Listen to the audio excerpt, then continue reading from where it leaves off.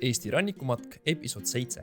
Oleme oma Narva-Jõesuust alustatud rannikumatkadega läbinud 84 kilomeetrit ja peale lühikest matkapäeva leidsime Roostiku tagant ideaalse peidetud laagripaiga, mis oli küll hõivatud kõrge konnapopulatsiooni poolt, aga proovisime olla astumisel ettevaatlikud. Nälg ja väsimus närisid korralikult, mis tähendas, et panime kiirelt üles tarpi ja telgi, imetlesime vikerkaart ja peale madratsite ning patjade täispumpamist saime hakata süüa tegema.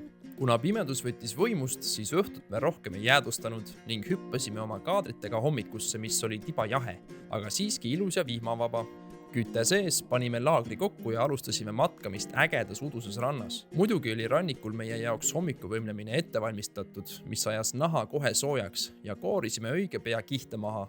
Ronisime visalt üle kõikidest takistustest, mis teele sattusid ning peagi hakkas rannik avanema ning kõndimispind muutus järk-järgult meeldivamaks.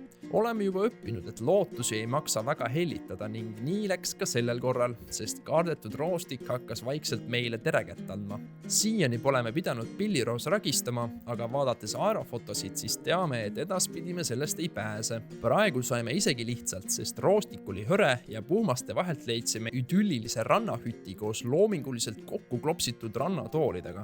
Edasi minnes mõistsime, et peame hoopis tagasi minema ja proovisime küll murda ennast võimalikult kaugele, kuid vetteis jalanõud on otseretkede jaoks. Seega otsustasime minna ringiga ja kuivemat marsruuti mööda. Sattusime imeilusale väikesele metsateele, mis lookles mõnusalt ranniku ääres ja viis välja elumajadeni. Vahepeal hakkas meri kaugele jääma ja seega keeresime tee pealt võssi, et talle järele minna. Sattusime peaaegu rajakaamerasse ja lehvitasime rändlindudele head aega.